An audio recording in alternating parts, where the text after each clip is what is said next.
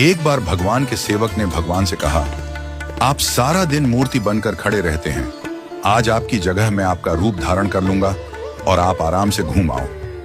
भगवान ने भी सेवक की बात मान ली, लेकिन भगवान ने शर्त रखी कि जो भी प्रार्थना करने आए उन्हें केवल सुनना और कुछ नहीं कहना। सेवक ने शर्त स्वीकार कर ली और योजना के अनुसार सेवक भगवान की जगह मूर्ति बनकर खड़ा हो गया। पहला व्यक्ति जो मंदिर में आया वह एक व्यापारी था। उसने भगवान से कहा, भगवान, मैंने नया कारखाना खोला है, कृपया उसे सफल बनाइए।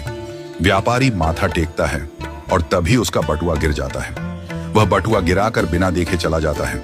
सेवक बेचैन हो जाता है और सोचता है कि व्यापारी को बता दे कि उसका बटुआ गिर गया है, लेकिन भगवान की शर्तों के अनुसार वह कुछ नहीं कहता। कुछ समय बाद एक गरीब आदमी आता है और भगवान से कहता है, भगवान, घर में खाने के लिए कुछ नहीं है, कृपया हमारी मदद करें। भगवान के सामने बटुआ पड़ा होता है। वह गरीब आदमी भगवान का धन्यवाद करता है और बटुआ उठाकर चला जाता है। फिर एक नाविक आता है और कहता है, भगवान, मैं 15 दिनों के लिए समुद्र की यात्रा पर जा रहा हूं, कृपया मेरी यात्रा में कोई समस्या ना हो। ठीक उसी समय व्यापारी पुलिस के साथ आता है और कहता है, यह नाविक मेरा बटुआ चुराकर भागा है। पुलिस नाविक को पकड़ कर ले जाती है। इस बीच सेवक बोल पड़ता है, बटुआ गरीब आदमी ने चुराया है। इसके बाद गरीब आदमी को पकड़कर जेल भेज दिया जाता है। रात को भगवान लौटते हैं और सेवक खुशी खुशी पूरा किस्सा सुनाता है। भगवान मुस्कुराते हुए कहते हैं, तुमने किसी का भला नहीं किया बल्कि सब कुछ बिगाड़ दिया। वे आगे कहते हैं, व्यापारी का बटुआ गिरना कोई बड़ा नुकसान नहीं था, वह गलत धंधा करता है, और अगर उसका बटुआ गरीब आदमी को मिल जाता तो उसके बच्चों को भोजन मिलता और उसकी परेशानियां दूर हो जाती। भगवान ने कहा, नाविक जिस यात्रा पर जा रहा था वहां एक तूफान आने वाला था। अगर वह जेल में होता तो उसकी जान बच जाती और उसकी पत्नी विधवा होने से बच जाती।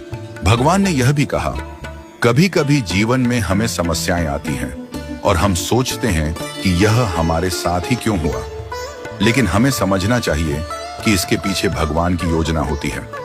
भगवान ने हमें यह सिखाया कि जो भी होता है वह हमेशा अच्छे के लिए होता है, भले ही हमें वह समझ में ना आए।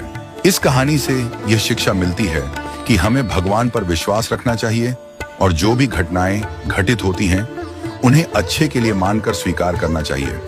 भगवान की योजना हमेशा हमारे भले के लिए होती है और कभी कभी हमें उस योजना को समझने में वक्त लगता है। हमें हमेशा यह मानकर चलना चाहिए कि जो भी होता है वह हमारे भले के लिए ही होता है और हमें उसमें भगवान की मर्जी को स्वीकार करना चाहिए।